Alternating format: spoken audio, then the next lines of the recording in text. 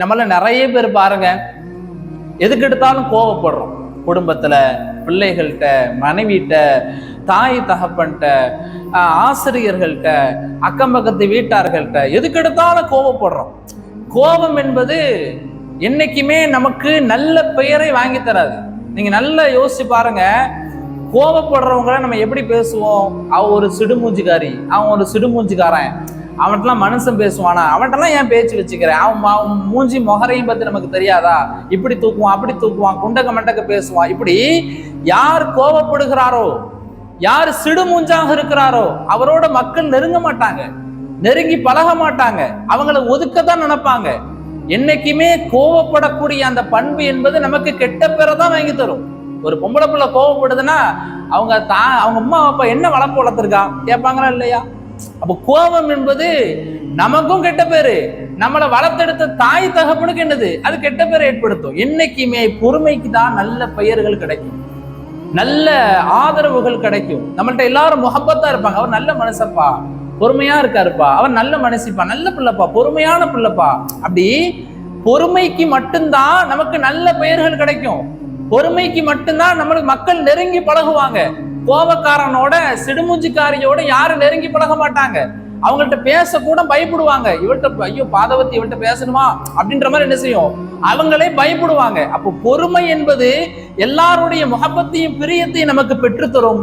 கோபம் என்பது, ஆத்திரம் என்பது, திமிர் என்பது எல்லாரையும் விட்டு நம்மளை தள்ளி வைக்குமே தவிர யாரிடத்தில் நமக்கு நல்ல பேரை வாங்கி தராது என்பதை நாம் ஆழமாக புரிந்து கொள்ள வேண்டும். யாரையுமே நம்ம திருப்திப்படுத்த முடியாது, யாரையும் நம்ம திருப்திப்படுத்த முடியாது. எல்லாருமே இப்ப நம்மள நிறைய பேருக்கு என்ன கோபம் வரும், எதுல பொறுமை இழந்துருவோம்னா நம்மளை குறை சொல்லும் போது, நம்மளை குறை சொல்லும் பொழுது, நம்மளை பத்தி அவதூறாக பேசும் பொழுது நமக்கு சுருவன் கோபம் ஏறிடும். பொதுவா நல்ல விளைங்க யாரையுமே நம்ம திருப்திப்படுத்த முடியாது, யாருடைய பொருத்தத்தையும் முழுமையாக பெற முடியாது. ஒரு ஊர் இருக்குன்னா அந்த ஊர்ல நம்மளை பிடிச்சவங்க 10 பேர் இருப்பாங்க, நம்மளை பிடிக்காதவங்க ஒரு 3 பேர் இருக்கத்தான் செய்வாங்க. அப்போ எல்லாரையும் நம்ம திருப்திப்படுத்த முடியாது. ஒரு மருமகள் இருக்கிறா, மருமகள் வாக்கப்பட்டு அந்த வீட்டு உள்ள நுழைஞ்சிருக்கா, மாமியாருக்கு எல்லா வேலைகளும் செய்வாங்க, நல்ல வேலை செய்வாங்க, மாமியாருக்கு நல்ல கவனிப்பாங்க, எல்லாம் செய்வாங்க. ஆனாலும் இவ என்ன செஞ்சுட்டா அப்படின்னு என்ன செய்யும், குறை வரதான் செய்யும். திருப்திப்படுத்த முடியாது. ஒரு மருமகளை மாமி நல்லா கவனிப்பாங்க, என் மருமகன் உயிரை விட்டு அவ்வளோ கவனிப்பாங்க. ஆனா அந்த மருமகன் என்ன செய்வா, என் மாமி அவ அப்படித்தான் புனான்ட்டு வருவா.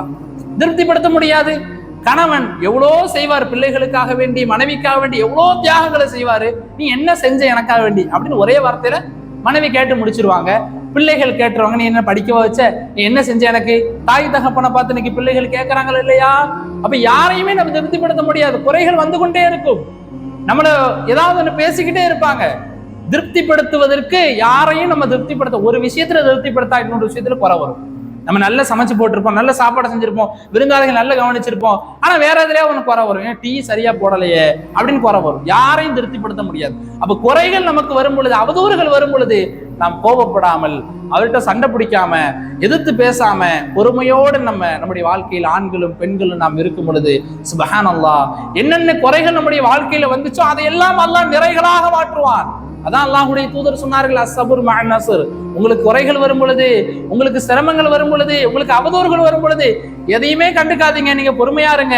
பொறுமையாக இருந்தால் அல்லாஹ்வுடைய உதவி வரும். அந்த குறைகளும் நிறைகளாக நன்மைகளாக மாற்றப்படும் என்று அல்லாஹ்வுடைய தூதர் ஸல்லல்லாஹு அலைஹி வஸல்லம் சொன்ன செய்தியை நம்மால் பார்க்க முடியும். அல்லாஹ் தஆலா யாரை விரும்புகிறான்?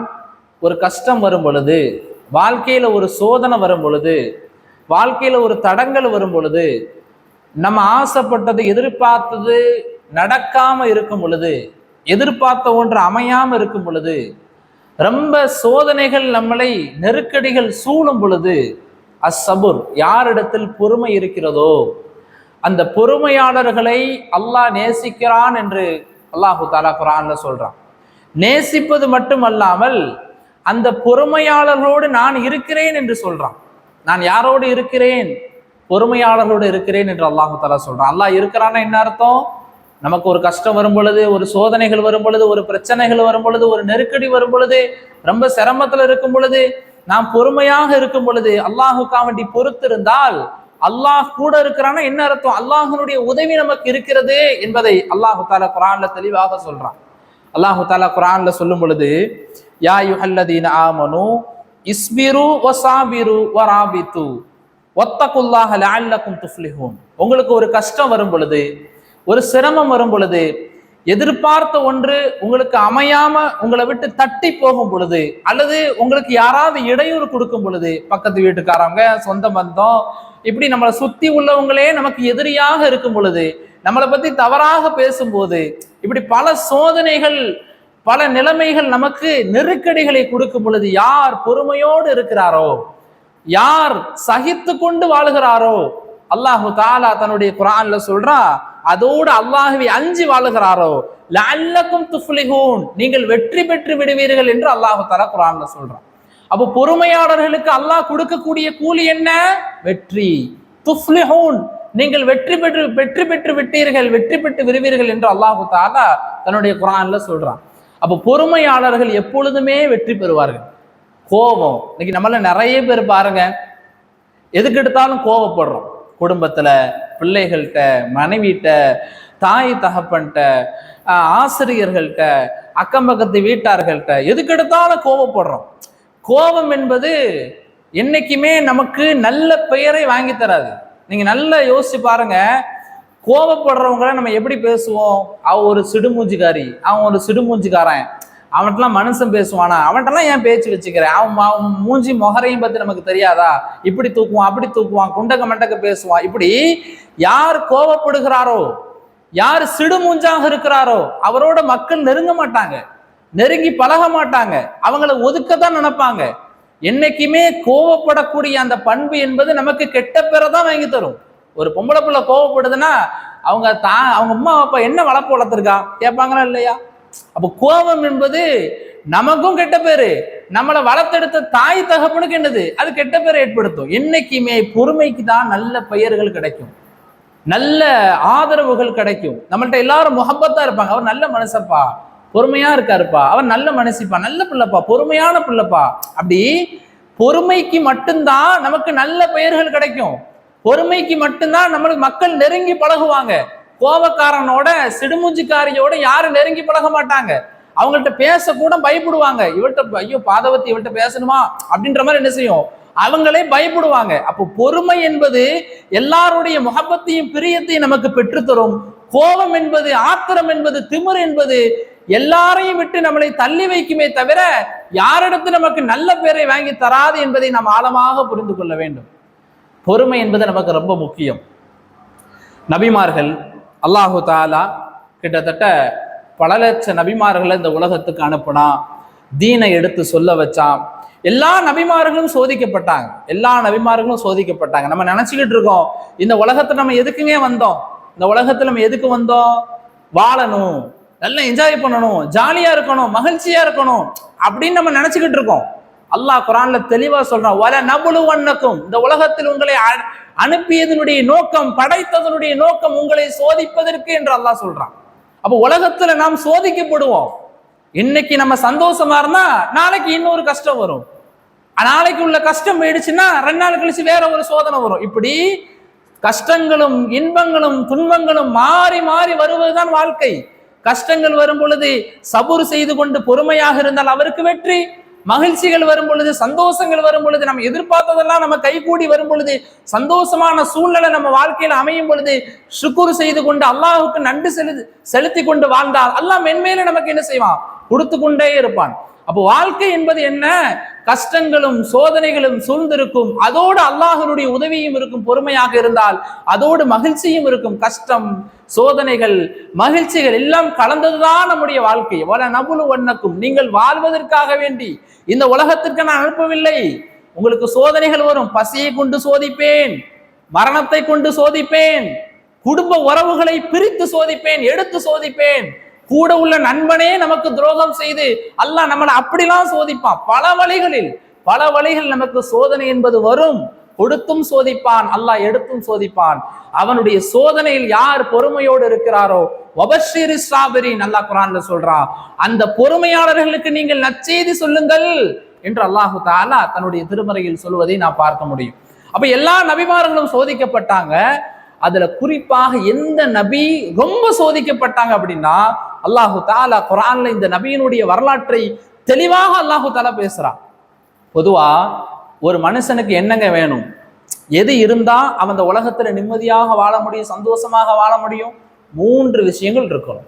இந்த 3 இருந்தா அல்ஹம்துலில்லாஹ் நல்ல வாழ்க்கைப்பா, நமக்கு திருப்தியான வாழ்க்கைப்பா அப்படின்னு நம்ம வாழ முடியும். 3 விஷயங்கள். முதலாவது காசு, பணம், கையில துட்டு இருக்கணும். காசு இருந்தாதான் நிம்மதி. காசு இருந்தா தான் என்னது நிம்மதி. கடன் வாங்கிட்டு அதை கொடுக்க முடியாம கஷ்டப்பட்டுக்கிட்டு வருமானம் சரியா இல்லாம கஞ்சியும் கூழையும் குடிச்சுக்கிட்டு இருந்தா நிம்மதியா இருக்காது. மனைவி நம்மளை மதிக்க மாட்டாங்க, தாயத்தை நம்முடைய அம்மா கேட்பாங்க, என்னடா சம்பாதிக்கிற, இப்படி இருக்கியடா, இவ்வளவு மட்டமா இருக்கியடா. அந்த குடும்ப சூழல் என்பது நிம்மதிக்கு வராது. அப்ப காசு பணங்கள் ரொம்ப முக்கியம். கையில துட்டு இருக்கணும். அப்ப காசு, செல்வம் என்பது முதலாவது. செல்வம் இருந்தால் வாழ்க்கையில நிம்மதியா இருக்கலாம். 2வது ஆரோக்கியம். உடல்ல ஆரோக்கியம் நமக்கு இருக்கணும். இன்னைக்கு பாருங்க, கோடி கோடியா இருக்குது, நல்ல வீடு, காரு, பங்களா எல்லாம் இருக்கு, ஆனா ஹாஸ்பிட்டலுக்கே செலவழிப்பார். காசு இருந்து என்ன பயன்? உடம்புல சுகரு, கொலஸ்ட்ரால், பிபி எல்லா நோயும் அவருக்கு இருக்கும். அப்ப காசு இருந்துமே அவருக்கு ஆரோக்கியம் இல்லை, நிம்மதி இருக்குமா? இருக்காது. நம்ம வீட்டுல ஒருத்தருக்கு உடம்பு சரியில்லாம போனாலும் அப்படியே நமக்கு நிம்மதி காணா போயிடும். ஐயோ என்னமோ ஏதோ, ஐயோ பார்க்கணுமே வைக்கணுமே படுத்துடக்கூடாது அப்படின்னு மனசு பதறும், நிம்மதி இல்லாம ஆயிரும். அப்போ 2வது விஷயம் என்ன? ஆரோக்கியம், ஆஃபியத்தான வாழ்க்கை. 3வது குழந்தை பாக்கியம். குழந்தை பாக்கியம் என்பது ரொம்ப முக்கியமான ஒண்ணு. நிறைய காசு இருக்கும், பெரிய குடும்பமா இருக்கும், நல்ல வருமானங்கள் இருக்கும், சொத்து இருக்கும், ஆனா அவருக்குன்னு ஒரு வாரிசு இருக்காது. எங்கெல்லாம போய் துவா செய்வாங்க, தர்காக்களுக்கு போவாங்க, இமாம்கள்ட்ட போய் துவா செய்ய சொல்லுவாங்க, ஹாஸ்பிட்டல் லட்சக்கணக்கா செலவழிக்கக்கூடிய தம்பதிகள்லாம் பார்க்கிறோம். எத்தனையோ கணவன் மனைவிகள் நமக்கு குழந்தை இல்லையேன்ற அதை சரி பண்ணணுமேனு லட்சமா சம்பாதிக்கிறாங்க. நல்லா புரிஞ்சுக்கோங்க, குழந்தை பாக்கியம் என்பது அல்லாஹ் நாடணும். நீங்க டாக்டர்கிட்ட போக வேண்டியதுதான். டாக்டர்கிட்ட போனா அதுல சில குறைகள் இருந்தா அவர் ட்ரீட்மெண்ட் கொடுப்பாரு. அதெல்லாம் தாண்டி, டாக்டர் கொடுக்கக்கூடிய மருந்தை தாண்டி, டாக்டர் கொடுக்கக்கூடிய அந்த ட்ரீட்மெண்ட் எல்லாத்தையும் தாண்டி, அது மூலியமாவே நம்ம குழந்தை நினைக்க கூடாது. அதை எல்லாமே தாண்டி அல்லாஹ் நாட வேண்டும். யாருக்கு அல்லாஹ் நாடுவான்? அல்லாஹ் குர்ஆன்ல சொல்றா, குழந்தை பாக்கியம் உங்களுக்கு வேணுமா? அல்லாஹ் குர்ஆன்ல சூரத்து நூஹ்ல பேசுறா பாருங்க.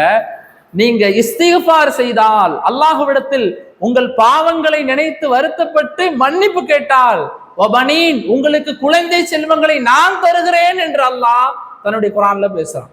அப்ப குழந்தை பாக்கியம் வேணும்ன்றவங்க ஹாஸ்பிட்டல் செலவை தாண்டி, பெரியவங்களுடைய துவாக்களை தாண்டி, மத்த மருந்து மாத்திரைகள் எல்லாவற்றையும் தாண்டி அஸ்தக்ஃபிருல்லாஹ் அஸ்தக்ஃபிருல்லாஹ் அஸ்தக்ஃபிருல்லாஹ் என்று இஸ்திக்ஃபார் செய்து கொண்டே இருந்தால் வெகு சீக்கிரமாக அல்லாஹு தஆலா நமக்கு குழந்தை பாக்கியத்தை கொடுப்பான், நாடுவான்.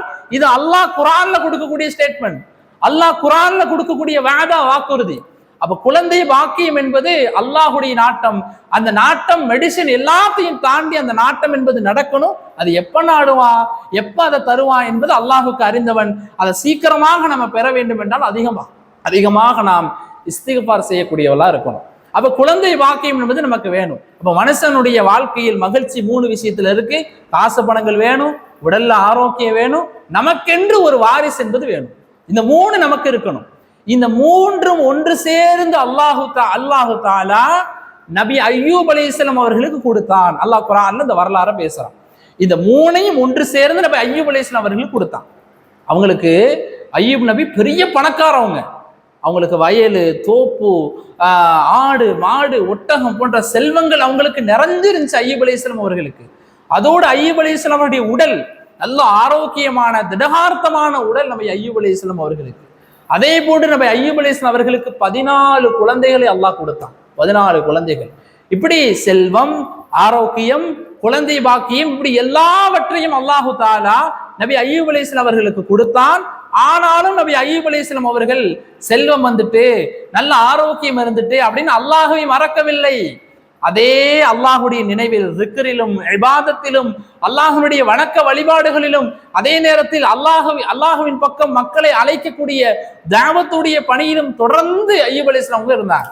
இதை பார்த்த ஷைத்தானுக்கு பொறாமை. ஷைத்தானுக்கு என்னங்க, நமக்கு காசு பணங்கள் வந்துட்டுன்னு வைங்களேன், நம்ம அல்லாஹ் மறந்துடும். நமக்கு ஒரு கஷ்டம்னா பள்ளிவாசல் துவா செய்யறோம், வீட்டுல முசல்லா விரிச்சு துவா செய்யறோம், கஷ்டம்னா அல்லாஹ்வை தேடுறோங்க. ஆனா ஒரு சந்தோஷம், ஒரு மகிழ்ச்சி, நம்ம நிம்மதியா இருக்கும் பொழுது அல்லாஹ் மறந்துடணும். அப்போ ஒரு மனிதனுக்கு காசு பணங்கள் பெருக பெருக அவன் அல்லாஹ்வை மறந்து விடுவான். இப்ப ஷைத்தானுக்கு என்னன்னா, இவருக்கு நல்ல வசதி இருக்குது, நல்ல ஆரோக்கியம் இருக்கு, குழந்தை பாக்கியம் இருக்கு, எல்லா வளங்களையும் அல்லாஹ் கொடுத்தும் கூட இவர் அல்லாஹினுடைய நினைவிலும் அல்லாஹினுடைய தாவத்துடைய அழைப்பு பாதையிலும் இவர் இருக்கிறாரே, இவர் எப்படியாவது வழி கெடுக்கணும்னு ஷைத்தான் அவனுக்கு பொறாம அதிகமாயிடுச்சு. பொறாம அதிகமான ஷைத்தான் இன்ன ஷைத்தான் அரஜ இல சமா, ஷைத்தான் என்ன செஞ்சான், வானத்துக்கு போனான். வானத்துக்கு போய் அல்லாஹ்விடத்துல சொன்னா, யா அல்லாஹ், நபி அய்யூப் நபிக்கு நீ எல்லா வளங்களையும் கொடுத்த, ஆனாலும் அவர் உன்னை மறக்காம உன்னுடைய நினைவிலேயே வாழ்றாரு, இது எனக்கு பிடிக்கல. அய்யூப் நபியை நான் சோதிக்க வேண்டும், அவரை நான் ஏதாவது கஷ்டப்படுத்தணும், சோதிக்கணும், இதுக்கு நீ அனுமதித்தா என்று அல்லாஹ்விடத்துல ஷைத்தான் வானத்துல போய் கேட்டான். பொதுவா நம்மளை ஷைத்தான் கெடுக்குன்னு வைங்களேன், ஈஸியா கெடுத்துருவான், யாருடைய அனுமதியும் தேவையில்லை. ஆனா நபிமார்களை ஷைத்தான் கெடுக்கணும், நபிமார்களை ஷைத்தான் தீண்டணும்னா அல்லாஹ்வுடைய அனுமதி இருக்கணும். அப்ப அல்லாஹ்வுடைய அனுமதி இருக்கும் பொழுது நபிமார்களை ஷைத்தானால தீண்ட முடியும். அப்ப அல்லாஹ் சொன்னா, சரி நீ அய்யூப் நபியை சோதிச்சு பார்க்கறியா, சோதிச்சு பார்த்துக்கோ. நீ என்ன செய்யணும், அய்யூப் நபியினுடைய உடலை தவிர, அவருடைய ஜசத் உடலை தவிர மற்ற எல்லா விஷயங்களையும் நீ சோதிச்சுக்கோ, அவரை நீ கஷ்டப்படுத்திக்கோ என்று அல்லாஹ் அனுமதி கொடுத்துட்டான். அவருடைய உடலை தவிர மற்ற எல்லா விஷயங்களையும் நீ என்ன செஞ்சுக்கலாம், சோதிச்சுக்கலாம். அப்ப ஷைத்தான் என்ன செஞ்சான், வானத்துல இருந்து ஷைத்தான் இறங்கினான். வானத்துல இருந்து ஷைத்தான் இறங்கி நசல ஷைத்தான் ஜமா ஜுனூதுஹு, ஷைத்தான் வானலோகத்திலிருந்து இறங்கி தன்னுடைய ஷைத்தான் பட்டாளங்கள், அந்த ஷைத்தான் பிள்ளைகள் எல்லா ஷைத்தான்களையும் ஒன்று திரட்டி நபி அய்யூப் நபியினுடைய தோட்டங்கள், தென்னை மரங்கள் போன்ற விவசாய நிலங்களை எல்லாம் தீயிட்டு கொளுத்தினான். எல்லாமே கரிஞ்சு நாசமாயிடுச்சு. அதுக்கு பிறகு நபி அய்யூப் அலைஹிஸ்ஸலாம் அவர்களுடைய பிள்ளைகள் 14 பிள்ளைகளும் ஒன்றன் பின் ஒன்றாக தொடர்ந்து ஒன்றன் பின் ஒன்றாக 14 பிள்ளைகளும் இறந்து போச்சு. 14 பிள்ளைகளும் இறந்து போனதுக்கு பிறகு நபி அய்யூப் அலைஹிஸ்ஸலாம் அவர்கள் இந்த இக்கட்டான சூழ்நிலையிலும் அந்த ஈமான், அந்த பொறுமை நபி அய்யூப் அலைஹிஸ்ஸலாம் அவர்களுக்கு அப்படியே இருந்தது. அய்யூப் நபியினுடைய வேலைக்காரர்கள் வந்து சொன்னாங்க, ஃபஜா சாஹிபுல் பக்கர், அந்த மாடெல்லாம் மேய்க்கக்கூடியவர் வந்து சொன்னார், அய்யூப் நபி, நம்முடைய மாடெல்லாம் செத்து போயிடுச்சு, மாடெல்லாம் இறந்து போயிடுச்சு அப்படின்னு சொல்லும் பொழுது அய்யூப் நபி பொறுமையாக இருந்தாங்க. வஜா சாஹிபுல் இபுல், ஒட்டகத்தை மேய்க்கக்கூடியவர் வந்து சொன்னாரு, அய்யூப் நபி, நம்முடைய ஒட்டகங்கள்லாம் செத்து போயிடுச்சு. அய்யூப் நபி பொறுமையோடு இருந்தாங்க, அதே ஈமானோடு இருந்தாங்க. விவசாயம், அந்த தோப்பு துறவுகள், இந்த விவசாய நிலங்களை பராமரிக்கக்கூடியவர் வந்து சொன்னார், அய்யூப் நபி, நம்முடைய தோட்டங்கள் எல்லாம் கரிஞ்சு சாம்பலா போயிட்டு. அய்யூப் நபி அதே பொறுமையோடு அதே ஈமானோடு இருந்தாங்க. இன்னைக்கு பாருங்க, நம்மளுக்கு ஒரு 100 ரூபா நஷ்டம் ஆயிட்டுனா ஐயோ போச்சே அப்படின்னு புலம்புறோம். ஒண்ணு இல்லைங்க, தெருவுல மீன் வரும்போது 200 ரூபாய்க்கு மீன் வாங்குறோம். அந்த மீன் நல்லா இல்லைன்னு வைங்களேன், என்ன செய்வோம், அவனை திட்டு கருமை ஏந்துவோம். இப்படி வந்து மீனை வித்துட்டு போயிட்டான, அநியாயமா 200 ரூபா போச்சே அப்படின்னு என்ன செய்வோம். ஒரு மீனுக்காக வேண்டி நம்ம என்ன செய்வோம், அந்த 200 ரூபாய்க்காக வேண்டி அவனை திட்டுவோம், வருத்தப்படுவோம், அன்னைக்கு ஃபுல்லா புலம்புவோம். 200 ரூபா போச்சே, இவன்கிட்ட நம்ம மீன் வாங்கக்கூடாது, இவனை ஊர்லயே விடக்கூடாது, அப்படிலாம் நம்ம பேசுவோம். ஆனா அய்யூப் நபியினுடைய ஒட்டுமொத்த செல்வங்களையும் ஷைத்தான் அழித்தான். அய்யூப் நபி புலம்பல, அய்யூப் நபி ஆதங்கப்படல, அதே பொறுமையோடு இருந்தார்கள், அமைதியாக இருந்தார்கள், ஈமானோடு இருந்தார்கள் அய்யூப் நபி. இன்னும் ஒரு படி மேல, நம்ம வீட்டுல நம்ம பிள்ளைகளுக்கு உடம்பு சரியில்லை, நமக்கு நிம்மதி பறிபோயிரும். ஐயோ பிள்ளைக்கு உடம்பு சரியில்லையே, நம்ம பதறுவோம், பயப்படுவோம். அய்யூப் நபியினுடைய 14 பிள்ளைகளும் ஒன்றன் பின் ஒன்றாக மௌத்தானார்கள். 14 பிள்ளைகள் இறந்துமே நபி அய்யூப் அலைஹிஸ்ஸலாம் அவர்கள் அதே பொறுமையோடு இருந்தார்கள், அதே ஈமானோடு இருந்தார்கள். அல்லாஹ்வுடைய வணக்க வழிபாடுகள் எந்த ஒரு குறையும் இல்லாமல் அல்லாஹை வணங்கி கொண்டே இருந்தார்கள் நபி அய்யூப் அலைஹிஸ்ஸலாம் அவர்கள். இப்ப இதெல்லாம் பார்க்கிறான் ஷைத்தான். விவசாய நிலங்கள், செல்வங்கள் எல்லாத்தையும் நம்ம அழிச்சிட்டோம், குழந்தைகள் எல்லாத்தையும் கொன்னுட்டோம். ஆனாலும் அய்யூப் நபி அல்லாஹ்வை வணங்கி கொண்டு பொறுமையாக அதே ஈமானோடு உறுதியாக இருக்கிறாரே என்ற பொறாமையில மறுபடியும் ஷைத்தான் என்ன செய்யறான், அல்லாஹ்விடத்துல வானத்துக்கு போய் அல்லாஹ்விடத்துல பேசுறான், யா அல்லாஹ், அவருடைய செல்வத்தை நான் எடுத்துட்டேன், எல்லாத்தையும் கரிச்சு சாம்பலாக்கிட்டேன், அதே மாதிரி அவர்கிட்ட இருக்கக்கூடிய குழந்தைகள்லாம் கொண்டுட்டேன், 14 குழந்தைகள் மௌத், எல்லா குழந்தைகளையும் கொண்டுட்டேன். ஆனாலும் அவர் ஈமானோடு இருக்கிறார், அதே பொறுமையோடு இருக்கிறார், அதே இபாதத்தோடு இருக்கிறார். உன்னை வணங்கக்கூடிய வணக்க வழிபாடுகள் அவர் எந்த ஒரு அசையும் ஒரு கொடுக்கல, அப்படியே உறுதியோடு இருக்கிறாரு. எனக்கு இதை பார்த்துட்டு பொறாமையா இருக்குது. நான் என்ன செய்ய போறேன்னா அவருடைய உடம்புல நான் சோதிக்க போறேன், கஷ்டத்தை கொடுக்க போறேன் என்று சொல்லும்போது அல்லாஹு தாலா சொன்னா, அவருடைய உடம்புல நீ என்ன பகுதியை வேணாலும் நீ கஷ்டம் கொடுத்துக்கோ, சோதிச்சுக்கோ, ஆனால் லிசான் நாவை தவிர, கல்பு உள்ளத்தை தவிர, இந்த உள்ளத்தையும் நாவையும் நீ தீண்டக்கூடாது, எந்த ஒரு கஷ்டத்தையும் கொடுக்கும். ஏன்னா நாவு அல்லாஹ்வை திக்ர் செய்யும், உள்ளம் அல்லாஹ்வை நினைத்து கொண்டே இருக்கும். இந்த அல்லாஹ்வை நினைக்கக்கூடிய உள்ளத்தையும் அல்லாஹ்வை திக்ர் செய்யக்கூடிய இந்த நாவையும் தவிர அவருடைய உடம்பில் நீ எந்த ஒரு பாதிப்பை வேணா நீ ஏற்படுத்திக்கோ அப்படின்னு அல்லாஹ் அனுமதி கொடுத்துட்டான். அல்லாஹ் அனுமதி கொடுத்தோம்னா ஷைத்தான் மேல இருந்து இறங்கி நபி அய்யூப் அலைஹிஸ்ஸலாம் என்ன செய்யறாங்க, வீட்டுல படுத்து கிடக்குறாங்க, ஓய்வுல இருக்கிறாங்க. ஓய்வுல இருக்கும்போது ஷைத்தான் என்ன செய்ய, நஃபஹ, ஷைத்தான் நபி அய்யூப் அலைஹிஸ்ஸலாம் அவருடைய காலில் ஊதினான். நஃபஹ, ஊதினான். ஊதின பிறகு அந்த இடத்துல ஒரு புண்ணு வந்துச்சு. ஷைத்தான் ஊதின உடனே அந்த இடத்துல ஒரு புண்ணு வந்துச்சு. அந்த புண்ணு வந்த உடனே அந்த புண்ணு என்ன ஆயிடுச்சு, நாள்பட அந்த புண்ணு சலம் வைக்க ஆரம்பிச்சு. சலம் வச்ச புண்ணு என்ன ஆயிடுச்சு, அடுத்த கட்டத்துக்கு அந்த புண்ணுல இருந்து ரத்தம் வலிய ஆரம்பிச்சு அந்த புண்ணிலிருந்து புழுக்கள் வெளியே வர ஆரம்பிச்சு. இப்படியே அந்த புண்ணு ஒரு பகுதியாக பரவி உடல் முழுக்க அய்யூப் நபிக்கு புண்ணால் வேதனைப்பட்டார்கள். சீலும் சலமும் புழுவுமாக அய்யூப் நபியினுடைய உடம்பு முழுக்க ஷைத்தான் நோயை ஏற்படுத்தி அய்யூப் நபிக்கு கஷ்டத்தை கொடுத்தான். இந்த நேரத்திலும் அய்யூப் அலைஹிஸ்ஸலாம் அவர்கள் பொறுமையோடு இருந்தாங்க. யா அல்லாஹ், என்ன இப்படி கஷ்டப்படுத்திட்டியே, உனக்கு நான் என்ன செஞ்சேன், நான் உன்னுடைய தாவத்துல தானே இருந்தேன், உன்னை வணங்குறேனே, தொழுதேனே, என்னை இப்படி கைவிட்டுட்டியே, என் பிள்ளைகள் போச்சு, என்னுடைய செல்வங்கள் போச்சு, என் உடம்பெல்லாம் இப்படி கஷ்டமா, நான் படுத்த படுக்கையில கிடக்கிறேனே அப்படின்னு அல்லாஹ்விடத்துல புலம்பல. அதே பொறுமையோடு இருந்தார்கள், ஈமானோடு இருந்தார்கள். தன் நாவும் கல்வும் அல்லாஹ்வை திக்ர் செய்து கொண்டே இருந்தது. அய்யூப் நபியினுடைய அந்த வாழ்க்கையை பாருங்க. இந்த மாதிரி கஷ்டம்லாம் நம்ம கொடுத்த நம்ம என்ன செஞ்சிருப்போம் சொல்லுங்க? சும்மா காய்ச்சல்னாலே தொழுக வர மாட்டோம், தலைவலினாலே தொழுக வர மாட்டோம். உடம்பு முழுக்க பாதிப்பாகியுமே மனதால் நாவால் அல்லாஹ்வை நினைத்து கொண்டே இருந்தார்கள் அய்யூப் அலைஹிஸ்ஸலாம் அவர்கள். எந்த அளவுக்குன்னா முஃபஸ்ஸிரீன்கள் குர்ஆனுக்கு விளக்கம் எழுதக்கூடிய அந்த தஃப்சீர்களை வல்லுநர்கள் எழுதுவாங்க. அய்யூப் நபியினுடைய உடம்பினுடைய நோயை பத்தி எழுதும் பொழுது அய்யூப் அலைஹிஸ்ஸலாம் அவர்கள் மெலிந்து எலும்பு கூடாக ஆனார்கள் என்று ஒரு கருத்து இருக்கு. இரண்டாவது கருத்து, அய்யூப் அலைஹிஸ்ஸலாம் அவர்கள் கையை தூக்கினால் அந்த கையில் உள்ள சதைகள் எல்லாம் புண்ணின் காரணமாக சீல் சலத்தோடு அந்த சதை அப்படி தொங்கி கீழே விழுமா. அந்த அளவுக்கு புண்ணு, கடுமையான பாதிப்புல அய்யூப் அலைஹிஸ்ஸலாம் அவர்கள் படுத்த படுக்கையானார்கள்.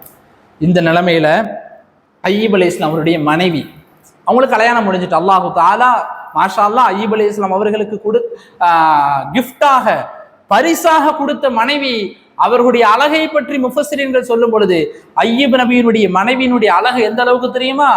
அவங்களுடைய தலை கூந்தல் முடியே எந்த அளவுக்கு இருக்குன்னா தலையிலிருந்து பாதம் வரைக்கும் இருக்குமா.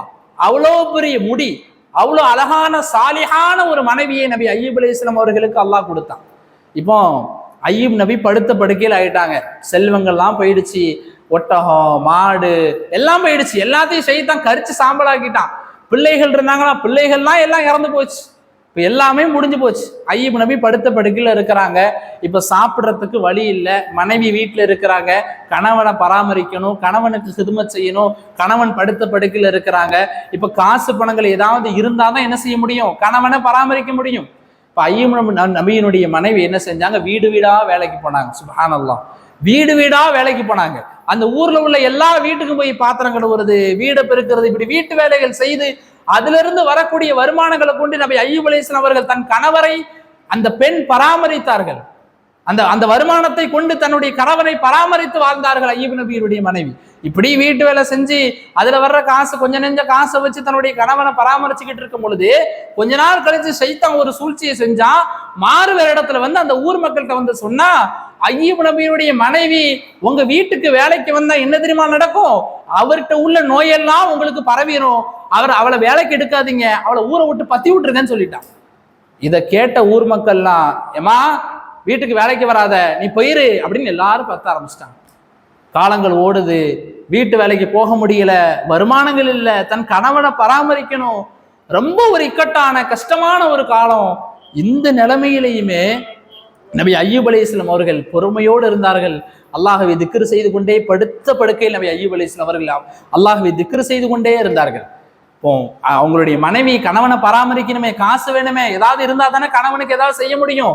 இப்ப அய்யூப் அலைஹிஸ்ஸலாமுடைய மனைவி என்ன செஞ்சாங்க, அந்த ஊர்ல ஒரு பெரிய பங்களா வீடு இருந்துச்சு, ஒரு பெரிய பணக்கார வீடு இருந்துச்சு.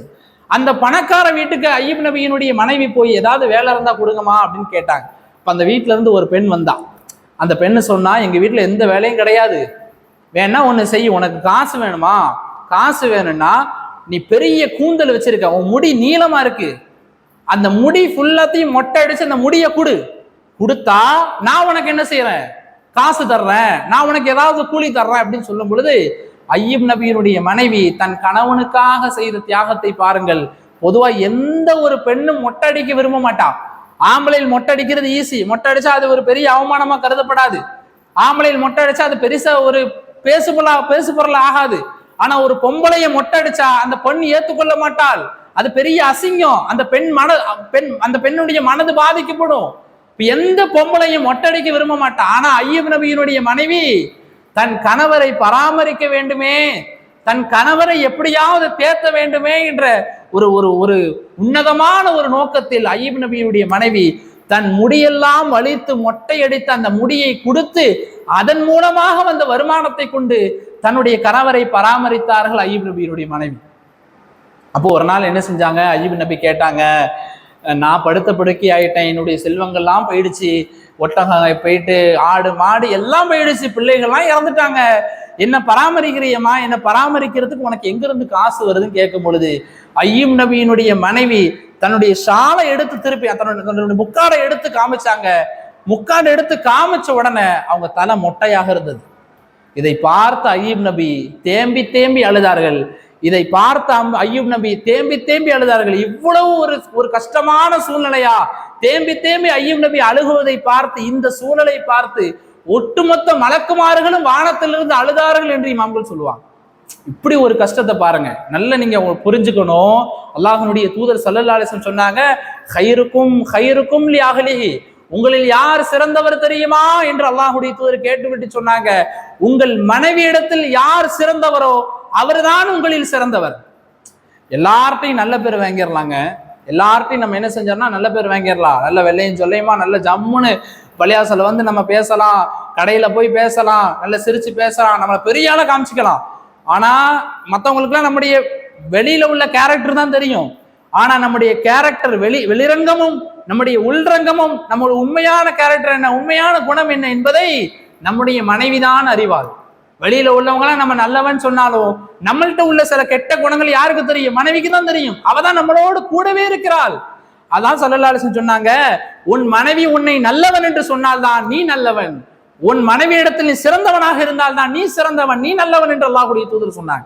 ஊரே நம்மளை நல்லவனா பேசுது, ஊரே இவன் கொடைவல்லல், வாரி வழங்கக்கூடியவன், தொழுகையாளி, நல்ல ஆலிம்சா நல்ல பேசுறாரு, ஆலிம்சா நல்ல தொழுக வைக்கிறாரு, ஊர்ல எப்படி யார் எப்படி பேசினாலும், நானா இருக்கட்டும் நீங்களா இருக்கட்டும், தன் மனைவி இடத்தில் நல்ல பெயர் எடுத்தால்தான் அவன் நல்லவன் என்று.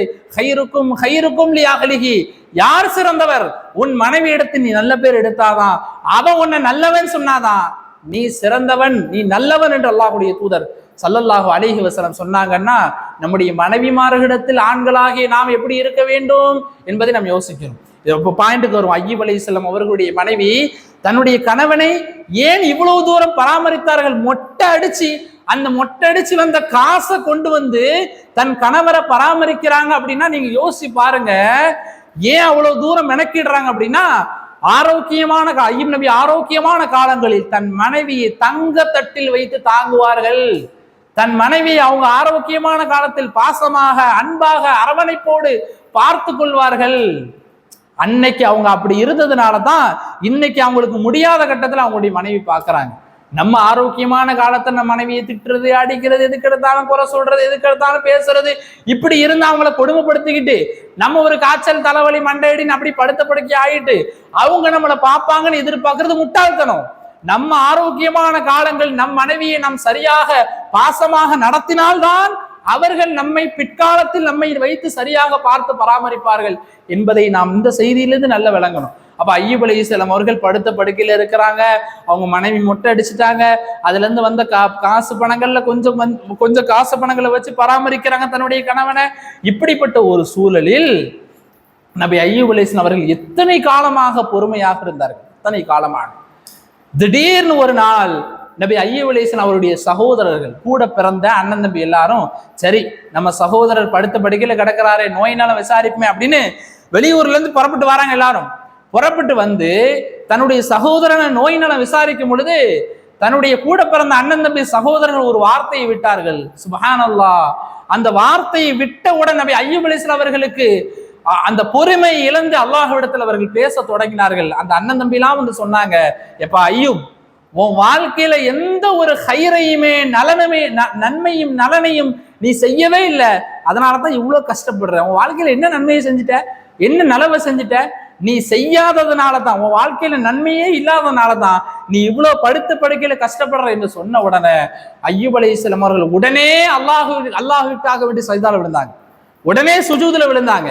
உடனே சுஜூதுல விழுந்து அல்லாஹ்விடத்துல கேட்டாங்க, யா அல்லாஹ், என் மனைவி மொட்டை அடிச்சுட்டான், அவருடைய முடியை எடுத்து என்ன பராமரிக்கிறார், என்னுடைய பிள்ளைகள் எல்லாம் இறந்து போச்சு, என்னுடைய செல்வங்கள் எல்லாம் போயிடுச்சு, இவ்வளோ சோதனைகள் இவ்வளோ கஷ்டங்களை நான் ஈமானோடு உன்னை வணங்கி கொண்டு உன்னை திக்ரு செய்து கொண்டு உன் சிந்தனையிலேயே நான் வாழுகிறேன். இத்தனை காலமாக ஆரோக்கியமாக இருந்த பொழுதும் கூட, கஷ்ட காலங்களில் கூட உன்னுடைய பாதையில் நான் அல்லாஹ்வுக்காக வேண்டி உன்னுடைய பாதையில் மக்களை அழைத்தேன், இபாதத்துகளில் ஈடுபட்டேன், உன்னை நினைத்து கொண்டே வாழ்ந்தேன். ஆனா என் கூட பிறந்த அண்ணன் தம்பி சொல்லிட்டாங்க, நீ என்னடா நன்மை செஞ்ச, நீ நன்மை செய்யாதனாலதான்டா உனக்கு இப்படி ஆகி போச்சு அப்படின்னு சொல்லிட்டாங்க. இதுக்கு ஒரு தீர்வு கிடைக்காம, யா அல்லாஹ், இத்தனை காலமாக நான் பொறுமையா இருந்தேன், இதுக்கு தீர்வு கிடைக்காம நான் சுஜூதுல இருந்து எந்திக்க மாட்டேன் என்று அய்யூப் அலைஹிஸ்ஸலாம் அவர்கள் சுஜூதுல கடந்து அழுகிறாங்க, அழுது கொண்டே இருக்கிறார்கள். இதை பார்த்த மலக்குமார்கள், வானலோகத்தில் இருக்கக்கூடிய எல்லா மலக்குமாரும் அழுகுறாங்க. அய்யூப் நபியுடைய கஷ்டத்தை பார்த்து, அவங்க படுற சிரமத்தை பார்த்து எல்லா மலக்குமார்கள் அழுகுறாங்க. இந்த நேரத்தில் தான் அல்லாஹு தாலா ஜிப்ரீல் அலைஹிஸ்ஸலாம் அவர்களை வானத்திலிருந்து அல்லாஹ் இறக்கினான். வானத்திலிருந்து ஜிப்ரீல் அலைஹிஸ்ஸலாம் அவர்கள் வந்து நபி அய்யூப் அலைஹிஸ்ஸலாம் அவர்களை கைப்பிடித்து தூக்கினார்கள். கும், எந்திரிங்கன்னு சொன்னாங்க. அப்போ அய்யூப் அலைஹிஸ்ஸலாம் அவர்கள் ஜிப்ரீல் அலைஹிஸ்ஸலாம் அவர்கள் கையை பிடிச்சு எந்திரிச்சாங்க. எந்திரிச்ச உடனே ஜிப்ரீல் அலைஹிஸ்ஸலாம் அவர்கள் சொன்னார்கள், அல்லாஹு தாலா குர்ஆன்ல சொல்றான், இர்குல் பி ரிஜ்லிக, உங்கள் காலை கொண்டு இந்த பூமியில் ஓங்கி அடியுங்கள் என்று சொன்னாங்க. அப்ப அய்யூப் அலைஹிஸ்ஸலாம் என்ன செஞ்சாங்க, காலை கொண்டு பூமியில் ஓங்கி அடிச்சாங்க. அடிச்ச உடனே அந்த பூமியிலிருந்து ஒரு நீரூற்று பீத்து கொண்டு மேல வந்துச்சு. பூமியிலிருந்து நீரூற்று பொங்கி கொண்டு வந்துச்சு. பொங்கி கொண்டு வந்த உடனே ஜிப்ரீல் சொன்னாங்க, ஹாதா முகத்தசில் பாரிதின் ஓஷாரிபோன். ஜிப்ரீல் அலைஹிஸ்ஸலாம் சொன்னாங்க, இந்த தண்ணியை நீங்க குடிங்க, இந்த தண்ணியை நீங்க குளிங்க, குளிக்கவும் செய்யணும் குடிக்கவும் செய்யணும் சொன்னாங்க. அப்ப அய்யூப் அலைஹிஸ்ஸலாம் என்ன செஞ்சாங்க, அந்த தண்ணியை எடுத்து குடிச்சாங்க. குடிச்ச உடனே உடம்பு உள்ள இருக்கக்கூடிய எல்லா புண்களும் ஷிஃபாவானது. அந்த தண்ணி எடுத்து குளித்த உடனே மேனில இருக்கக்கூடிய எல்லா புண்களும் ஷிஃபாவானது. அல்லாஹு தாலா அய்யூப் நபியினுடைய முழு நோயையும் அல்லாஹு தாலா ஷிஃபாவாக்கினான், நிவாரணத்தை கொடுத்தான். நிவாரணத்தை கொடுத்ததற்கு பிறகு நபி அய்யூப் அலைஹிஸ்ஸலாமுடைய காலங்கள் உருண்டு ஓடுது. எதையெல்லாம் நபி அய்யூப் அலைஹிஸ்ஸலாம் இழந்தார்களோ, பிள்ளைகளை இழந்தார்கள், செல்வங்களை இழந்தார்கள், இது எல்லாத்தையும் இழந்தார்களா இல்லையா? அவர்களுடைய பொறுமைக்காக வேண்டி இழந்த அனைத்தையுமே அல்லாஹு தாலா திரும்ப கொடுத்தான் என்பதை வரலாற்று அறிஞர்கள் நமக்கு தெளிவுபடுத்துவதை பார்க்கிறோம். அப்போ அய்யூப் நபியினுடைய வாழ்க்கையிலிருந்து நமக்கு என்ன படிப்புன்னு என்னன்னா, நாம் பொறுமையாக இருந்தால் வாழ்க்கையில நிறைய இழந்திருப்போம், நிறைய கஷ்டங்களை நம்ம பட்டிருப்போம், நிறைய விஷயங்களை சகித்துக்கிட்டே இருப்போம். இன்னும் வரைக்கும் நம்ம எப்பண்டா மாறும் இந்த லைஃப் அப்படின்னு நம்ம என்ன செய்வோம், சகிச்சுக்கிட்டே வாழ்வோம். அல்லாஹுக்காக நீங்க பொறுமையா இருந்தன்னா, அல்லாஹுடைய தூதர் ஸல்லல்லாஹு அலைஹி வஸல்லம் சொன்னாங்க, அஸ்ஸப்ரு மஅன் நஸ்ர், பொறுமையோடு இருப்பவர்களுக்கு தான் அல்லாஹ்வுடைய உதவி. ஒரு நாள் நம்முடைய வாழ்க்கை மாறும், ஒரு நாள் நம்முடைய வாழ்க்கை மாறும். அந்த வாழ்க்கை மிக சீக்கிரமாக மாறும் யார் பொறுமையோடு இருக்கிறார்களோ. பொறுமையோடு இருந்தால் நம்ம எதெல்லாம் இழந்தோமோ, எதெல்லாம் நமக்கு தட்டி போச்சோ எல்லாத்தையும் அல்லாஹ் தஆலா திரும்ப கொடுப்பான். யாருக்கு? யார் பொறுமையோடு இருக்கிறாரோ. நபி அய்யூப் நபியினுடைய வாழ்க்கை மாதிரி நம்மள அல்லாஹ் சோதிக்கலையே. நீங்க யோசிச்சு பாருங்க. நபி ஸல்லல்லாஹு அலைஹி வஸல்லம் பசியால் வயிற்றுல கல்லை கட்டிக்கிட்டு அலைஞ்சாங்க நபி ஸல்லல்லாஹு அலைஹி வஸல்லம். ரசூலுல்லாஹ் பசியினால சாப்பிட உணவு இல்லாம வயிற்றுல கல்லை கட்டிக்கிட்டாங்க. தாயிஃப்ல அடிபட்டாங்க. அல்லாஹுடைய தூதரை பைத்தியக்கார மஜ்னூன் என்று திட்டினாங்க. அவங்க படாத கஷ்டமா? அல்லாஹுடைய தூதர் படாத கஷ்டமா? அவங்க அனுபவிக்காத சோதனைகளா, சிரமங்களா? நபி அய்யூப் நபியுடைய வாழ்க்கையை நம்ம ஒரு பாடமா எடுப்போமே. நபி அய்யூப் நபியினுடைய பிள்ளைகள் எல்லாம் இறந்து போனார்கள், செல்வங்கள் எல்லாம் இறந்து போனார்கள். நபி அய்யூப் நபியுடைய மனைவி மொட்டடித்து கொண்டால் அந்த மொட்டை அடிச்சு வந்த காசுல நபி அய்யூப் அலைஹிஸ்ஸலாம் அவர்களை பராமரித்தார்கள். எவ்வளவு கஷ்டம், உடம்பெல்லாம் புண்ணு, எவ்வளவு சோதனைகள். இப்படிப்பட்ட சோதனைகள் அல்லாஹ் நமக்கு கொடுக்கலையேங்க. இன்னைக்கு இந்த மஜ்லிஸை விட்டு கலைஞ்சு போனா எல்லாருக்கும் சாப்பிட சாப்பாடு இருக்கா இல்லையா, எல்லாருக்கும் தங்கறதுக்கு வீடு இருக்கா இல்லையா, எல்லாருக்கும் செய்யறதுக்கு ஒரு தொழில் இருக்கா இல்லையா? அல்லாஹ் நமக்கு என்ன குறை வச்சான்? எந்த குறையுமே அல்லாஹ் வைக்கல. கேட்டும் கொடுத்தான், கேட்காமலையும் கொடுத்தான். அல்லாஹ் நமக்கு எந்த குறையும் வைக்கல. அப்ப அல்லாஹு தாலாவுக்கு நாம் சுக்குர் செய்யணும், சுக்குர் செய்து கொண்டே இருக்கணும், நன்றி செலுத்திக் கொண்டே இருக்கணும். சின்ன சின்ன சோதனைகள் வருவதற்காக வேண்டி பொறுமை இழந்து அல்லாஹ் நீ இப்படி பண்ணிட்டியே, இப்படி சோதிச்சிட்டியே அப்படி நம்ம அல்லாஹ்வை பேசக்கூடாது. நாம் பொறுமையாக இருந்தால் அந்த வாழ்க்கை என்பது நமக்கு மாறும். பொதுவாகவே நல்லா புரிஞ்சுக்கோங்க, யாரையுமே நம்ம திருப்திப்படுத்த முடியாது, யாரையும் நம்ம திருப்திப்படுத்த முடியாது. எல்லாருமே இப்ப நம்மள நிறைய பேருக்கு என்ன கோபம் வரும், எதுல பொறுமை இழந்துருவோம்னா நம்மளை குறை சொல்லும் போது, நம்மளை குறை சொல்லும் பொழுது, நம்மளை பத்தி அவதூறாக பேசும் பொழுது நமக்கு சுருவன் கோபம் ஏறிடும். பொதுவா நல்ல விளைங்க, யாரையுமே நம்ம திருப்திப்படுத்த முடியாது, யாருடைய பொருத்தத்தையும் முழுமையாக பெற முடியாது. ஒரு ஊர் இருக்குன்னா அந்த ஊர்ல நம்மளை பிடிச்சவங்க 10 பேர் இருப்பாங்க, நம்மளை பிடிக்காதவங்க ஒரு 3 பேர் இருக்கத்தான் செய்வாங்க. அப்போ எல்லாரையும் நம்ம திருப்திப்படுத்த முடியாது. ஒரு மருமகள் இருக்கிறா, மருமகள் வாக்கப்பட்டு அந்த வீட்டு உள்ள நுழைஞ்சிருக்கா, மாமியாருக்கு எல்லா வேலைகளையும் செய்வாங்க, நல்ல வேலை செய்வாங்க, மாமியாருக்கு நல்ல கவனிப்பாங்க, எல்லாம் செய்வாங்க. ஆனாலும் இவ என்ன செஞ்சுட்டா அப்படின்னு என்ன செய்யும், குறை வரதான் செய்யும். திருப்திப்படுத்த முடியாது. ஒரு மருமகளை மாமி நல்லா கவனிப்பாங்க, என் மருமகன் உயிரை விட்டு அவ்வளோ கவனிப்பாங்க. ஆனா அந்த மருமகன் என்ன செய்வா, என் மாமி அவ அப்படித்தான் புனான்ட்டு வருவா. திருப்திப்படுத்த முடியாது. கணவன் எவ்வளோ செய்வார் பிள்ளைகளுக்காக வேண்டி, மனைவிக்காக வேண்டி எவ்வளோ தியாகங்களை செய்வாரு, நீ என்ன செஞ்ச எனக்காக வேண்டி அப்படின்னு ஒரே வார்த்தையில மனைவி கேட்டு முடிச்சிருவாங்க. பிள்ளைகள் கேட்டுருவாங்க, நீ என்ன படிக்க வச்ச, நீ என்ன செஞ்ச எனக்கு. தாய் தகப்பனை பார்த்து இன்னைக்கு பிள்ளைகள் கேட்கறாங்களா இல்லையா? அப்ப யாரையுமே நம்ம திருப்திப்படுத்த முடியாது. குறைகள் வந்து கொண்டே இருக்கும், நம்மள ஏதாவது ஒன்று பேசிக்கிட்டே இருப்பாங்க. திருப்திப்படுத்துவதற்கு யாரையும் நம்ம திருப்திப்படுத்த, ஒரு விஷயத்துல திருப்திப்படுத்தா இன்னொரு விஷயத்துல குறை வரும். நம்ம நல்லா சமைச்சு போட்டிருப்போம், நல்ல சாப்பாடு செஞ்சிருப்போம், விருந்தாளிகள் நல்லா கவனிச்சிருப்போம், ஆனா வேற எதுலயா ஒன்று குறை வரும், ஏன் டீ சரியா போடலையே அப்படின்னு குறை வரும். யாரையும் திருப்திப்படுத்த முடியாது. அப்ப குறைகள் நமக்கு வரும் பொழுது, அவதூறுகள் வரும் பொழுது நாம் கோபப்படாமல், அவர்கிட்ட சண்டை பிடிக்காம, எதிர்த்து பேசாம, பொறுமையோடு நம்முடைய வாழ்க்கையில் ஆண்களும் பெண்களும் நாம் இருக்கும் பொழுது சுப்ஹானல்லாஹ், என்னென்ன குறைகள் நம்முடைய வாழ்க்கையில வந்துச்சோ அதையெல்லாம் அல்லாஹ் நிறைகளாக மாற்றுவான். அதான் அல்லாஹ்வுடைய தூதர் சொன்னார்கள், அஸ்ஸபுர் மஅன் நஸ்ர். உங்களுக்கு குறைகள் வரும் பொழுது, உங்களுக்கு சிரமங்கள் வரும் பொழுது, உங்களுக்கு அவதூறுகள் வரும் பொழுது எதையுமே கண்டுக்காதீங்க, நீங்க பொறுமையா இருங்க. பொறுமையாக இருந்தால் அல்லாஹ்வுடைய உதவி வரும். அந்த குறைகளும் நிறைகளாக நன்மைகளாக மாற்றப்படும் என்று அல்லாஹ்வுடைய தூதர் ஸல்லல்லாஹு அலைஹி வஸல்லம் சொன்ன செய்தியை நம்மால் பார்க்க முடியும். அல்லாஹ்வுடைய தூதர் ஸல்லல்லாஹு அலைஹி வஸல்லம் அவர்கள் சொல்லும் பொழுது, அஜபல் அம்ரில் முஃமின், ஒரு முஃமினுடைய விஷயம் ஆச்சரியமாக இருக்கிறதே என்று சொன்னாங்க. ஒரு முஃமினுடைய விஷயம் எனக்கு ஆச்சரியமாக இருக்கிறதே, இன்னல் அம்ருஹு குல்லுஹு கைருன், அவன் வாழ்க்கையில் எல்லாமே நல்லதாகவே நடக்கிறது என்று அல்லாஹ்வுடைய தூதர் சொன்னார். ஒரு முஃமினுடைய விஷயம் எனக்கு ஆச்சரியமா இருக்கு, அவன் வாழ்க்கையில எல்லாமே நல்லதாக நடக்குது. இப்படிப்பட்ட முஃமின் வேற யாருக்கும், இவனை தவிர எந்த முஃமினுக்கு அப்படி நடக்காது. அல்லாஹ்வுடைய தூதர் சொன்னார்கள், இன் அஸாபத்துஹு ஸர்ரா ஷக்கர, அந்த முஃமினுக்கு, அந்த முஃமினான அடியானுக்கு ஒரு சோதனை வரும் பொழுது, ஒரு கஷ்டம் வரும் பொழுது, ஒரு சிரமம் வரும் பொழுது அவன் பொறுமையாக இருப்பான். வகான கைரன் லஹு, அது அவனுக்கு சிறந்ததாக மாறிவிடும். அல்லாஹ்வுடைய தூதர் சொன்னார்கள், இன் அஸாபத்துஹு ஸர்ரா, ஒரு முஃமினுக்கு சந்தோஷமான ஒரு செய்தி வரும் பொழுது, துக்கமான ஒரு நல்ல சந்தோஷமான ஒரு செய்தி வரும் பொழுது, அவன் எதிர்பார்த்த வாழ்க்கை அமையும் பொழுது ஷக்கர, அவன் சுக்குர் செய்வான். பக்கான கைரன் லஹு, அது அவனுக்கு சிறந்ததாக மாறிவிடும். ஷார்ட்டா என்னன்னா, நமக்கு கஷ்டம் வரும் பொழுது, நெருக்கடி வரும் பொழுது, சோதனைகள் நம்மளை நெருங்கும் பொழுது, குடும்பத்துல பிள்ளைகளை கொண்டு அல்லாஹ் சோதிப்பான், மனைவியை கொண்டு சோதிப்பான், கட்டின கணவனை கொண்டு சோதிப்பான், பணத்தை கொண்டு சோதிப்பான், கடனை கொண்டு சோதிப்பான். இப்படி எந்த சோதனைகள் வந்தாலும், எந்த நெருக்கடிகள், கஷ்டங்கள், கவலைகள் வந்தாலும் நீங்கள் பொறுமையாக இருந்தால் அந்த பொறுமைக்கு பிறகு அது கைர் நலவாக அது அமைந்து விடும். அதே நேரத்தில் உங்களுக்கு சந்தோஷம் வரும் பொழுது, ஒரு மகிழ்ச்சி வரும் பொழுது, உங்களுக்கு நல்ல லாபங்கள் இருக்கு, வருமானத்துல நல்ல வரக்கத்து இருக்கு, அல்லாஹ்வுடைய அருட்கொடைகள் நமக்கு அதிகமாக இருக்கு, நம்ம பிள்ளை ஃபர்ஸ்ட் மார்க் எடுக்கிறா, நம்ம மனைவி நமக்கு சாலிகான மனைவி அமைஞ்சிருக்கிறாங்க, நம்ம குடும்பத்தை நல்லா பார்த்துக்கிறாங்க, இப்படி நமக்கு சந்தோஷமான செய்திகள் நமக்கு வரும் பொழுது, நல்ல வாழ்க்கை அமையும் பொழுது சக்கர அல்லாஹுக்கு நன்றி செலுத்திக் கொண்டே இருந்தால் பகான கைரன் லஹு, அதுவுமே உங்களுக்கு சிறந்ததாக கைராகவே ஆகிவிடும் என்று அல்லாஹ்வுடைய தூதர் சொன்னாங்க.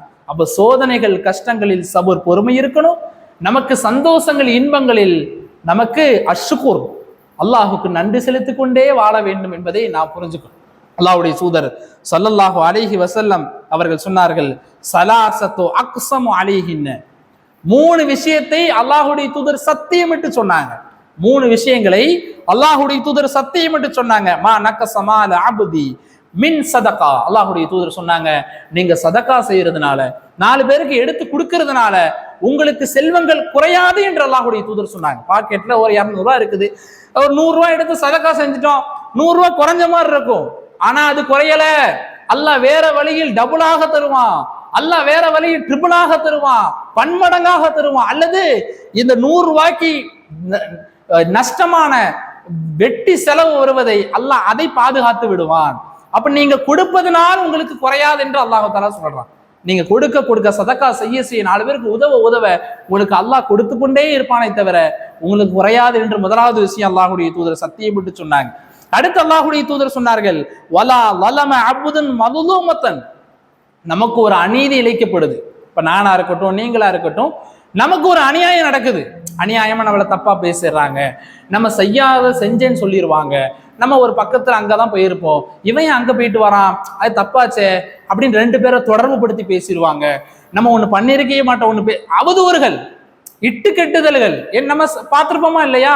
நம்ம செய்யாத, நம்ம சொல்லாத அநியாயம், இப்படி அநியாயம் நம்முடைய வாழ்க்கையில் நடக்கும் பொழுது அல்லாஹ்வுடைய தூதர் ஸல்லல்லாஹு அலைஹி வஸல்லம் சொன்னாங்க, நீங்கள் சபர அலைஹா, யார் நம்மளை அவதூறாக பேசினாலும், இட்டுக்கட்டி பேசினாலும், தவறாக பேசினாலும், நம் மீது தவறு இல்லாத பட்சத்தில் சபர அலைஹா, நீங்கள் பொறுமையாக இருந்தால் இல்லா ஸாதஹுல்லாஹு இஸ்ஸா, அல்லாஹ் மென்மேலும் உங்களுடைய கண்ணியத்தையும் மதிப்பையும் மரியாதையும் அதிகப்படுத்தி கொண்டே இருப்பான் என்று அல்லாஹ்வுடைய தூதர் ஸல்லல்லாஹு அலைஹி வஸல்லம் சொன்னாங்க. பொறாமைங்க, ஒருத்தர் வளர்ந்தா என்ன செய்யறது இல்லை, இன்னொருத்தருக்கு பிடிக்கிறது இல்லை. அண்ணன் வளர்ந்தா தம்பிக்கு பிடிக்கல, தம்பி வளர்ந்தா அண்ணனுக்கு பிடிக்கல, பக்கத்து வீட்டுல ஒரு புது ஃப்ரிட்ஜ் வந்து இறங்குனா இந்த வீட்டுக்காரிக்கு வயிறெல்லாம் எரியுது, பொறாமத்தி. இவ மட்டும் நல்லா இருக்காளே, அவ மட்டும் நல்லா இருக்காளே, அவ வீட்டுல எல்லாம் நடக்குது, இவ வீட்டுல எல்லாம் நடக்குது, நம்ம இப்படியே இருக்கிறோமே. இந்த பொறாமை என்ன ஆகுதுன்னா, இந்த பொறாமையினால் அவங்க மேல தப்பா ஏதாவது இட்டுக்கிட்டி விடுறது, அவதூறாக ஏதாவது பேசுறது, நம்ம இமேஜை டேமேஜ் பண்ணணும், நம்ம நல்ல பேரை கெடுக்கணும், இப்படின்றதுக்காக வேண்டி நிறைய சூழ்ச்சிகள் அநியாயங்கள் நடக்கும் பொழுது நம்ம நல்ல பேரை டேமேஜ் பண்ணணும், அவங்கள பேரை கெடுக்கணும் அப்படின்னு முயற்சி பண்ணினாலும் நம் மீது தவறு இல்லாத பட்சத்தில் அவங்க என்னமோ பேசிட்டு போட்டோம், நம்ம பதிலே கொடுக்க கூடாது. சபர அலைஹா ஸல்லல்லாஹு அலைஹி வஸல்லம் சொன்னாங்க, நீங்க பொறுமையா இருங்க, அவங்க பேசினாலும் என்ன செஞ்சாலும் அல்லாஹ் அவங்களுடைய வார்த்தைகளுக்கு எந்த ஒரு பலனையும் கொடுக்க மாட்டான். நீங்கள் பொறுமையாக இருந்ததனுடைய விளைவு இல்லா ஸாதஹுல்லாஹு இஸ்ஸா, மென்மேலும் உங்களுடைய தகுதிகளையும் அந்தஸ்துகளையும் அல்லாஹ் உயர்த்துவான். அவர்கள் பேசுபவர்கள் பேசட்டும், தூற்றுபவர்கள் தூற்றட்டும், அல்லாஹ் உயர்த்தி கொண்டே இருப்பான் என்று அல்லாஹ்வுடைய தூதர் ஸல்லல்லாஹு அலைஹி வஸல்லம் சொன்னார். அப்ப யாரு நம்மளை தப்பா பேசினாலும், அவதூறா பேசினாலும், இட்டுக்கட்டி பேசினாலும், பொறுமை நம் வாழ்க்கையினுடைய உயர்வு என்பதை நாம் புரிந்து கொண்டு இன்ஷா அல்லாஹ் வரக்கூடிய காலங்களில் அதிகமாக நம் பொறுமையா இருக்கணும். பொறுமைன்னா என்னங்க, நம்ம என்ன நினைச்சுக்கிட்டு இருக்கோம், பொறுமைன்னா என்ன? யாக்கூப் அலைஹிஸ்ஸலாம் அவர்களை பத்தி அல்லாஹ் சொல்றான், சப்ரன் ஜமீலா, யாக்கூப் அலைஹிஸ்ஸலாம் அழகிய பொறுமை காத்தார்கள். அப்படின்னா என்ன அழகிய பொறுமைன்னா என்ன? நம்ம என்ன நினைக்கிறோம்னா, திட்டுறதெல்லாம் திட்டிடுவோம், ஏசுறதெல்லாம் ஏசிடுவோம். இப்ப நம்மளை யாராவது நமக்கு பிடிக்காத ஒண்ணு பண்ணிட்டாங்க, நம்ம பிள்ளைகளா இருக்கட்டும், மனைவியா இருக்கட்டும், கணவனா இருக்கட்டும், நமக்கு பிடிக்காத ஒண்ணு பண்ணிட்டாங்கன்னா நம்ம என்ன செய்வோம், எல்லாமே திட்டிடுவோம். நீ உருப்பட மாட்ட, விளங்க மாட்ட, அப்படி செய்யற இப்படி செய்யற, எல்லா கோபத்தையும் கொட்டிட்டு பொறுமையா இருக்க பாத்துக்கோ அப்படின்னு என்ன செய்வோம், கடைசியில சொல்லுவோம், பொறுமையா இருக்கிறேன், ஒழுங்கா அமைதியா உட்கார்ந்துரு அப்படின்னு கடைசியில சொல்லுவோம். அதாவது பொறுமை என்பது கோபத்தினுடைய ஆரம்பத்தில் வரணும். சபரன் ஜமீல்னா என்ன?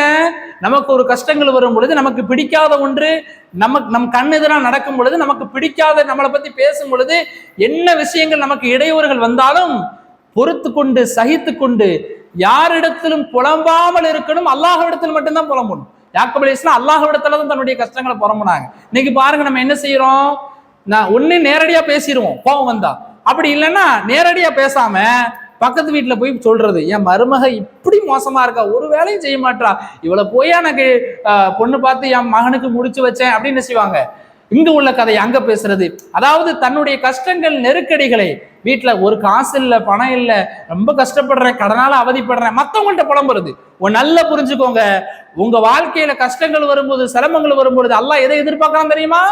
என்னிடத்துல என் அடியான் புலம்ப மாட்டானா, அழுது கண்ணீர் வடிக்க மாட்டானா என்பதைத்தான் அல்லாஹ் எதிர்பார்க்கிறான். அடுத்தவங்கள்ட்ட புலம்புறதுனால எதுவும் மாற போறது இல்ல.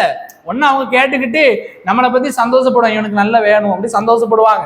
அப்படி இல்லைன்னா ஆறுதல் சொல்லுவாங்க. அப்படி இல்லைன்னா நம்மளை பத்தி வேற ஒருத்தவங்கள்ட்ட தப்பா பேசுவாங்க. இதான் நடக்கும். அப்ப அடுத்தவங்கள்ட்ட புலம்புறதுனால எதுவும் மாற போறது இல்லை. சபர்னா என்ன? நமக்கு வரக்கூடிய கஷ்டங்கள் இன்னல்கள் எல்லாவற்றையும் சகித்து கொண்டு பொறுமையாக இருந்து கொண்டு அந்த சகிப்புத்தன்மையோடு அல்லாஹ்விடத்தில் மட்டும்தான் நாம் நம்முடைய கஷ்டங்களை முறையிட வேண்டும், புலம்ப வேண்டும், கண்ணீர் விட்டு அழ வேண்டும். இதுதான் உண்மையான சபுர், இதுதான் உண்மையான பொறுமை. வல்ல ரஹ்மான் அப்படிப்பட்ட பொறுமையை உங்களுக்கும் எனக்கும் தருவானாக. நபி அய்யூப் நபியினுடைய வாழ்க்கையை பாடமாக எடுத்துக்கொண்டு நம் வாழ்க்கையிலும் கஷ்டங்கள் சிரமங்கள் வரும் பொழுது அல்லாஹ்வுக்காக வேண்டி பொறுத்து கொண்டு நற்கூலியை பெறக்கூடிய ஒரு நசீபை வல்ல ரஹ்மான் நமக்கும் நம் அனைவர்களுக்கும் தந்தல் புரிவானாக. வாஹிரு தஅவானா அல்ஹம்துலில்லாஹி ரப்பில் ஆலமீன். அஸ்ஸலாமு அலைக்கும் வரஹ்மத்துல்லாஹி தஆலா வ பரகாத்துஹு.